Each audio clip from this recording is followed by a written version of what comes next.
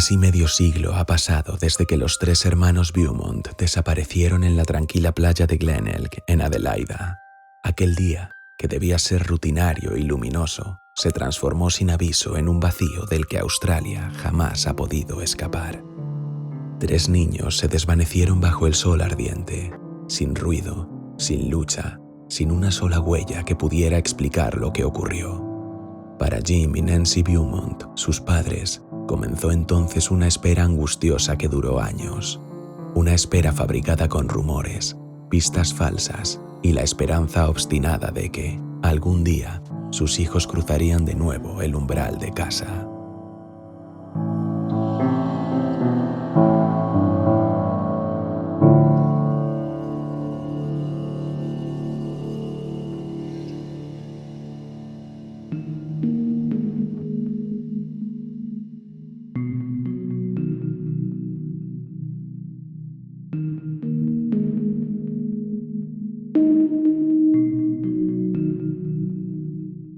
Jane, de 9 años, Arna, de 7, y Grant, de 4, vivían con sus padres, Grant, Jim y Nancy Beaumont, en Somerton Park, un suburbio tranquilo a unos pocos kilómetros del lugar donde se perdieron para siempre. Jim era un exmilitar convertido en taxista. Nancy se dedicaba al hogar. Una familia común, sin enemigos, sin secretos aparentes. Nada que anticipara la tragedia.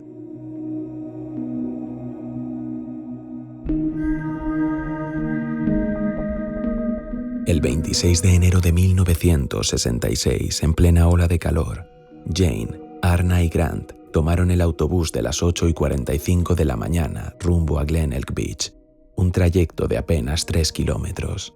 Era un viaje habitual, tan normal que el día anterior su padre los había dejado en esa misma playa antes de marcharse a una breve gira de trabajo. Nancy, confiada, esperaba que estuvieran de vuelta al mediodía. Pero el autobús de las 12 llegó sin ellos. El de las 2 también. Y con cada minuto, el silencio se hacía más extraño. Cuando Jim regresó inesperadamente temprano y encontró a Nancy entrando en pánico, condujo directo a la playa. Para entonces ya era evidente, sus hijos no iban a volver en ningún autobús.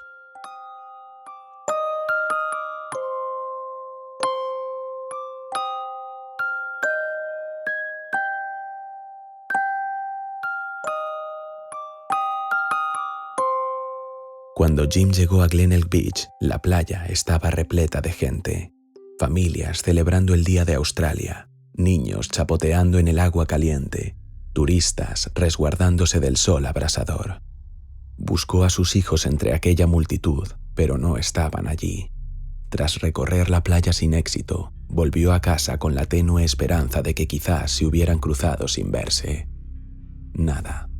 Él y Nancy recorrieron entonces el vecindario, golpeando puertas, revisando parques, preguntando a amigos.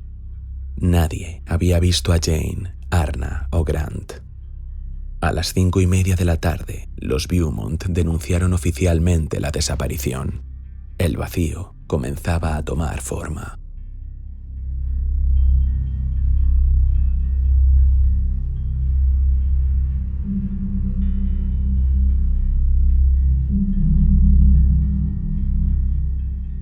No pasó mucho tiempo antes de que apareciera un hilo del que tirar. Uno inquietante. Varios testigos afirmaron haber visto a los niños en Collie Reserve, no lejos de la playa, jugando con un hombre alto, de pelo rubio y unos 30 y tantos. Iba en bañador, con un bronceado marcado y un físico atlético. Nada que llamara la atención, salvo que los niños parecían completamente tranquilos a su lado. Quizá demasiado tranquilos. Según los testigos, el hombre se habría acercado a ellos para preguntarles si habían visto a alguien buscando entre sus pertenencias, ya que supuestamente alguien podría haber robado el dinero de los niños. Después, les pidió que lo esperaran mientras iba a cambiarse de ropa. A las 12:15, según el cálculo policial, los 3 pequeños se marcharon con él. El hombre cargaba una bolsa, tipo maleta, muy parecida a la que Jane había llevado aquella mañana. Cuando Jim y Nancy escucharon esta descripción, se dieron cuenta de que algo no encajaba. Jane, responsable, reservada y cauta, no habría actuado así con un desconocido. La policía empezó a considerar otra posibilidad, que aquel hombre no fuera un desconocido, o al menos no del todo.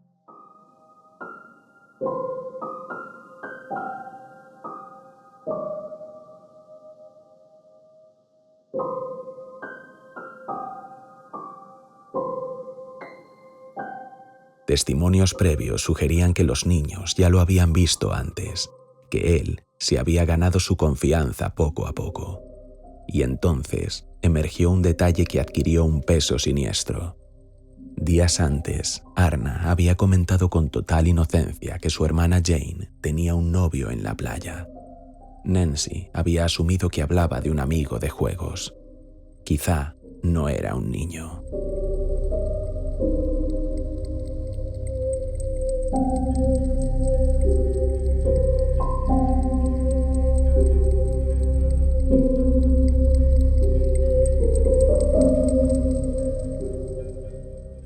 Un panadero en Wenzel's Bakery, en Mosley Street, declaró que ese día le vendió a Jane una empanada y unos pastis pagados con un billete de 1 libra.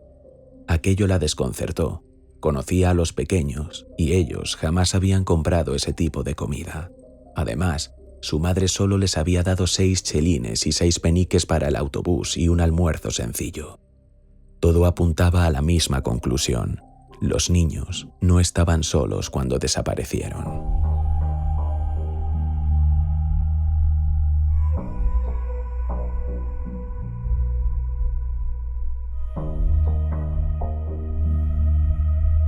A las 2:55, un cartero que conocía bien a los niños dijo haberlos visto caminar por Jetty Road de la mano, riendo como si regresaran a casa.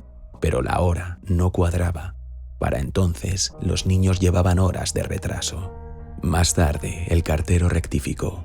Quizá los había visto por la mañana, o quizá no estaba seguro. La niebla de los recuerdos comenzaba a reemplazar a los hechos. Lo único claro era esto. Jane Beaumont, ejemplar, puntual, protectora con sus hermanos, jamás habría ignorado su hora de regreso. Si lo hizo, fue porque alguien se lo pidió, alguien en quien confiaba, y ese alguien desapareció con ellos sin dejar rastro.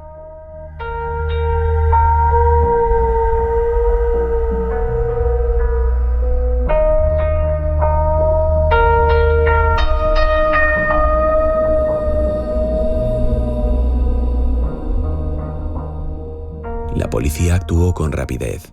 Organizaron un despliegue en Glenelg Beach, los alrededores y en el propio vecindario de los Beaumont, aferrándose a la posibilidad más inocente, que los niños simplemente hubieran perdido la noción del tiempo y estuvieran sanos y salvos. Pero al no encontrar rastro alguno, ampliaron la búsqueda a las dunas, a edificios cercanos e incluso a zonas remotas donde pudieran haberse accidentado. Muy pronto, la investigación abarcó estaciones de tren, carreteras y el aeropuerto, ante el temor creciente de un secuestro. En menos de 24 horas, el país entero ya conocía la noticia. La desaparición de los Beaumont se convirtió en tema de portada, y Australia entera contenía la respiración.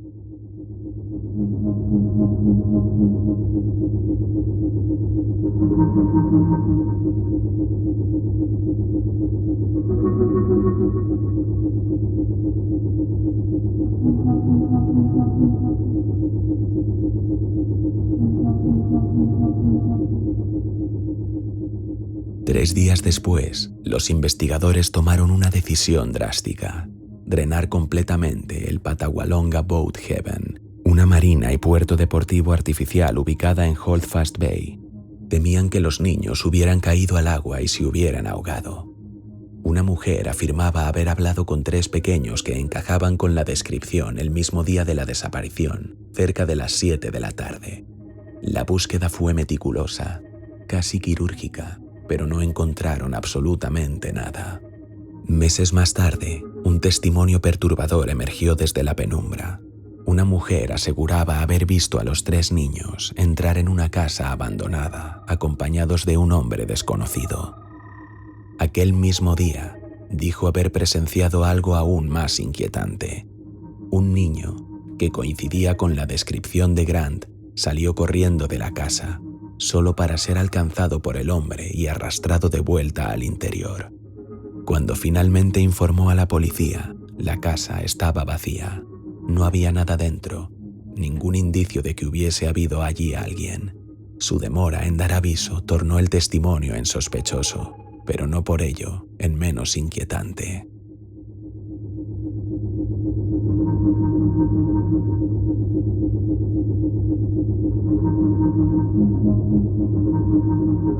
Para otoño, la investigación se había enfriado. Sin pistas sólidas y con la presión pública en aumento, la policía aceptó la ayuda del famoso clarividente neerlandés Gerard Croiset.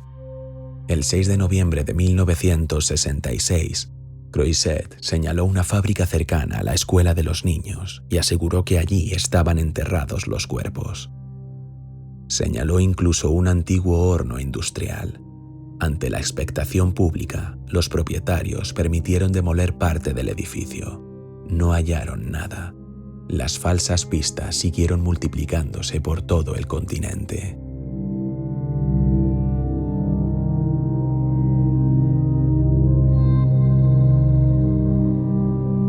Con los años, la lista de sospechosos creció hasta volverse laberíntica. Vivian Spencer von Einem, condenado por un asesinato en 1984. Arthur Stanley Brown, investigado por la muerte de 2 niñas en el 98. James Ryan O'Neill, asesino condenado que llegó a atribuirse la desaparición, aunque la policía demostró que mentía. Incluso Alan Maxwell McIntyre fue investigado brevemente y luego descartado, aunque posteriormente afirmó que un hombre que había conocido en 1966 había acudido a su casa con los cuerpos de los niños Beaumont en el maletero de su automóvil. El hombre en cuestión fue después identificado como el empresario Alan Anthony Munro, un ex jefe de Boy Scouts que se había declarado culpable de 10 delitos sexuales contra niños cometidos desde 1962. Por estos crímenes fue sentenciado a 10 años de prisión. En 2015, estaba en busca y captura en el sudeste asiático en relación con incidentes de abuso infantil. En junio de 2017, los detectives de Adelaida recibieron una copia del diario de un niño, el hijo de McIntyre, que supuestamente situaba a Munro en las cercanías de la playa de Glenelg en el momento de la desaparición de los niños. Munro además había abusado del hijo de McIntyre, el mismo que escribió este diario. Fue investigado por la policía, pero jamás se encontraron pruebas de que estuviera involucrado en el caso Beaumont. Pero entre todas esas figuras, una destacaba de forma inquietante: Harry Phipps.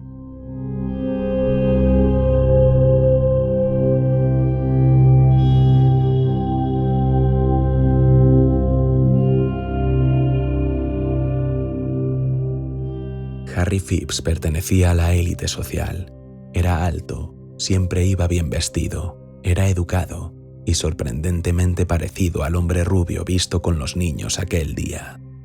Vivía a apenas 300 metros de la playa y tenía la costumbre de regalar billetes de 1 libra, un detalle que resonaba de forma escalofriante con lo visto en la panadería. En 2013, su hijo Hayden, que tenía 15 años en 1966, declaró que recordaba haber visto a los niños en el jardín de su casa el día que desaparecieron.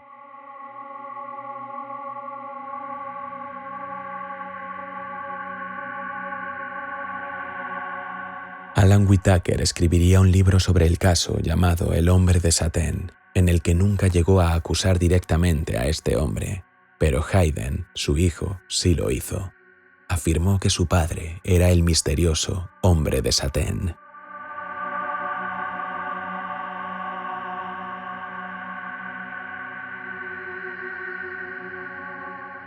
Dos testigos más, adolescentes en aquella época, aseguraron que Phipps les pagó para cavar un hoyo de grandes dimensiones en la fábrica Castalloy de su propiedad. Nada fue probado, ningún cargo se presentó jamás. Phipps murió en 2004, pero incluso hoy sigue figurando como una sombra persistente sobre el caso Beaumont.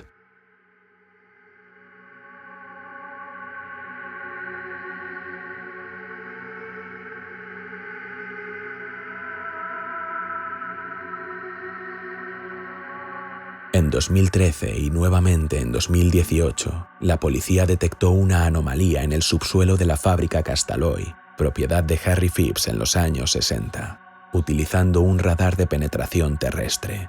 Ese era exactamente el tipo de señal que podía indicar una cavidad o un enterramiento. Sin embargo, al excavar, los investigadores no encontraron ninguna conexión con los niños Beaumont. Más de medio siglo después, una nueva excavación se llevó a cabo el 22 de febrero de 2025. El diputado independiente Frank Pangalo supervisó el operativo junto a 2 antropólogos forenses. Según Pangalo, las excavaciones anteriores no llegaron lo suficientemente profundo y aseguró que había nueva información que podría cambiar el rumbo de este caso helado por el tiempo. La excavación fue privada y representó una de las últimas oportunidades de descubrir algún secreto enterrado en el terreno de Castalloy, recientemente vendido y a punto de ser transformado. Pero la búsqueda, que duró una semana, no halló ningún resto de los niños.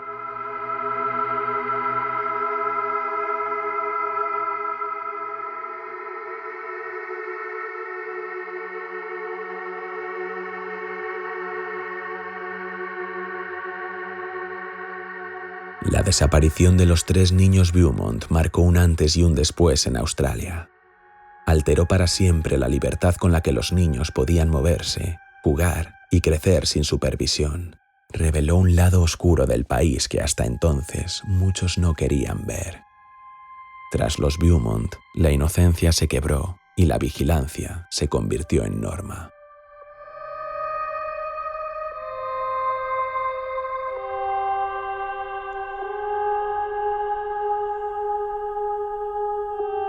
Jim y Nancy, los padres, esperaron durante años en su casa de Somerton Park, aferrados a la mínima esperanza de ver a sus hijos regresar.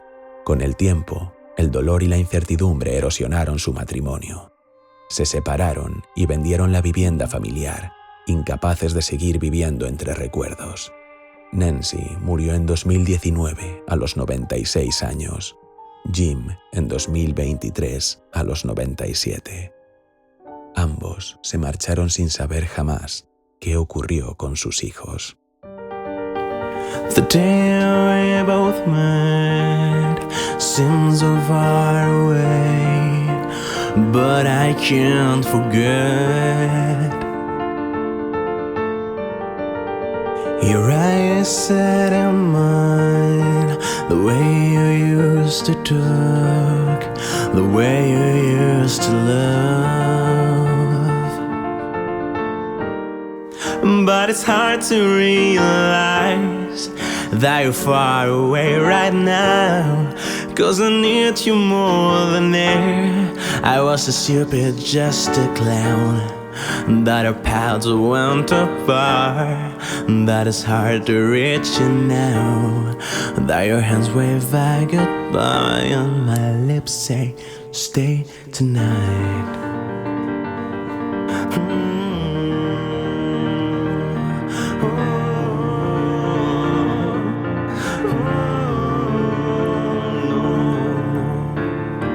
All I wanna do is get drunk and dance with you by my side, or alone like every hour.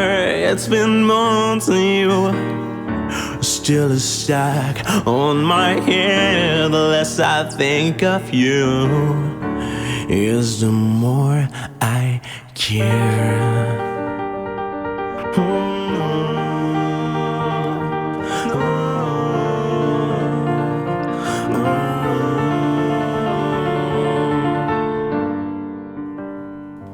Now I see all our pics, I cry with your smile, and I need you here. But I stay here alone with no friends I can talk, and I hope you're fine. You're the purest I know, and I want you to shine. And I hope you don't mind if I talk to you to say I'm fine. We both know it's a lie, but I know I lost the love of my life. All I wanna do is get drunk and dance with you by my side, or dance alone like every hour. It's been months and you still is stuck on my head. The less I think of you is the more I care.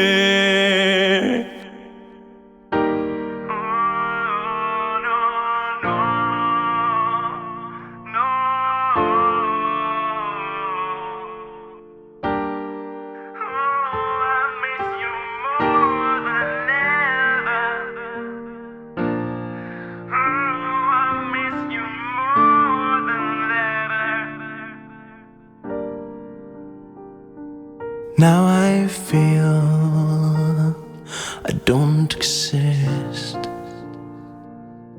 This is how life is meant to be.